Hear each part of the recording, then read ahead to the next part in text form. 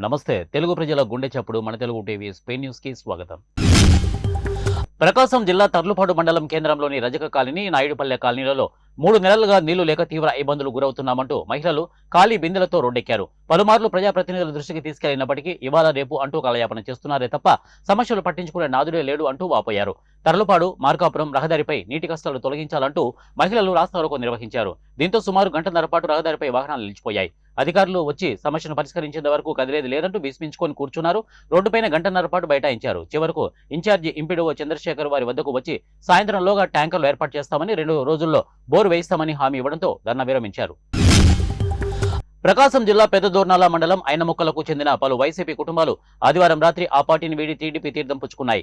వీరికి ఎర్రగొండపల్లెం ఎమ్మెల్యే అభ్యర్థి గూడూరు ఎరిక్షన్ బాబు పార్టీ కండువా కప్పి సాదరంగా ఆహ్వానించారు. ఎరిక్షన్ బాబు గెలిపే ధ్యేయంగా పనిచేస్తామని పార్టీలో చేరిన వారు స్పష్టం చేశారు. మరోవైపు నియోజకవర్గంలో టీడీపీ పూర్తి స్థాయిలో బలపడుతోందని ఎమ్మెల్యే అభ్యర్థి పేర్కొన్నారు. ఈ కార్యక్రమంలో తెలుగుదేశం పార్టీ దోర్నాల అధ్యక్షులు ఏరువ మల్లికార్జున రెడ్డి, రాష్ట్ర టీఎన్టీయూసీ ప్రధాన కార్యదర్శి బట్టు సుధాకర్ రెడ్డి, అలాగే రావిక్రింద సుబ్బరత్నం, షేక్ మాబ్ తదితరులు ఈ కార్యక్రమంలో పాల్గొన్నారు.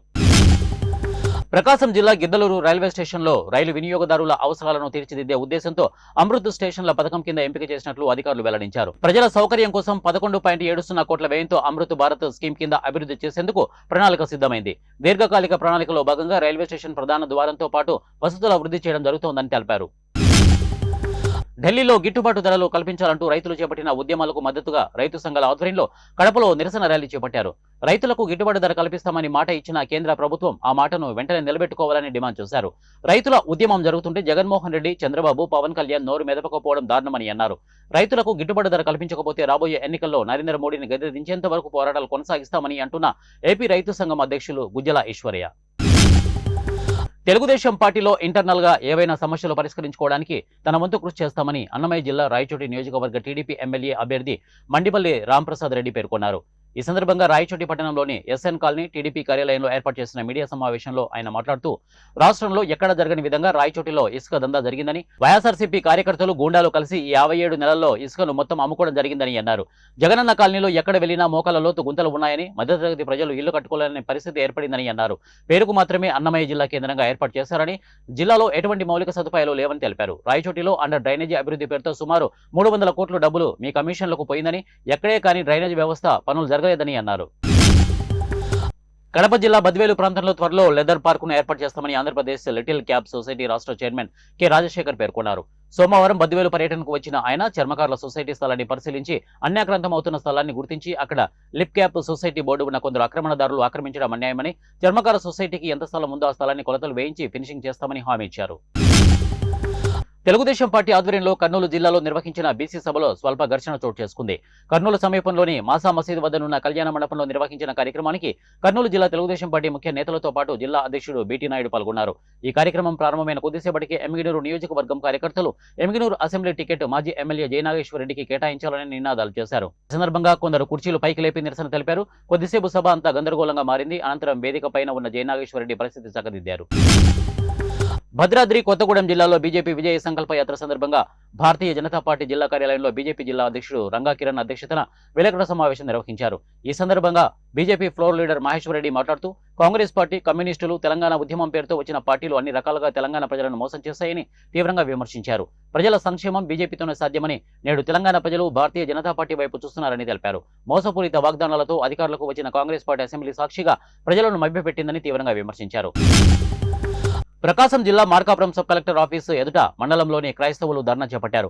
పెద్ద సంఖ్యలో సబ్ కలెక్టర్ కార్యాలయం ముట్టడి చేశారు. ఇక సబ్ కలెక్టర్ వెంటనే వచ్చి ఏబిఎం ఆస్తులను పరిష్కరించే దిశగా చర్యలు చేపట్టాలి. హైకోర్టు ఉత్తర్వులను వెంటనే అమలు పరిచి క్రైస్తవ ఆస్తులను రక్షించి న్యాయం చేయాలని సబ్ కలెక్టర్ రాహుల్ మీనాను కోరారు. ఈ కార్యక్రమంలో చుట్టుపక్కల గ్రామాల నుండి సుమారు 100 మంది గ్రామస్తులు, పాస్టర్లు పాల్గొన్నారు. తల్లిదండ్రులు పిల్లల్ని భయంతో కాకుండా ప్రేమతో పెంచినప్పుడే వారు కుంగిపోకుండా ప్రయోజకులు అవుతారని మెదక్ జిల్లా నర్సాపూర్ ఎమ్మెల్యే సునీత లక్ష్మారెడ్డి అన్నారు. ఆదివారం పట్నంలోని డాన్ బాస్కో హైస్కూల్ వార్షికోత్సవ కార్యక్రమం ఘనంగా నిర్వహించారు.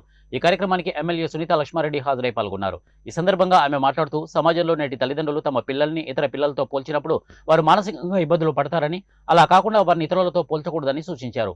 పాఠశాలలో యాజమాన్యం విద్యతో పాటు ఇతర కార్యక్రమాలపై విద్యార్థులను ప్రోత్సహించాలని సూచించారు. అనంతరం విద్యార్థులు ఆటపాటలతో అలరించారు. ప్రతిభ చూపిన విద్యార్థులకు ఎమ్మెల్యే చేతులపై బహుమతులు ప్రదానం చేశారు. ఈ కార్యక్రమంలో పాఠశాల డైరెక్టర్ నర్సిరెడ్డి, కరెస్పాండెంట్ యశ్వంత్ రెడ్డి తదితరులు పాల్గొన్నారు. భద్రాద్రి కొత్తగూడెం జిల్లా సింగరేణి ఆధ్వర్యంలో కొత్తగూడెం ఏరియాలో 45 ఎకరాల విస్తీర్ణంలో 56.76 కోట్ల వ్యయంతో నిర్మించిన 10.5 మెగావాట్ల సోలార్ పవర్ ప్లాంట్ను డిప్యూటీ సీఎం బట్టి విక్రమార్క వ్యవసాయ శాఖ మంత్రి తుమ్మల నాగేశ్వరరావు ప్రారంభించారు.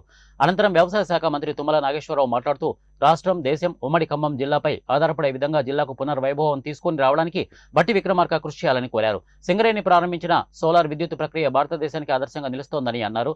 ఇక విద్యుత్తును రూప్ టాప్, ఫ్లోటింగ్, డంపింగ్, ఇక ఓబీ డంపింగ్ ఏరియాలో సోలార్ విద్యుత్ ప్లాంట్లను నెలకొల్పి మరింత అభివృద్ధి చేయాలని అన్నారు.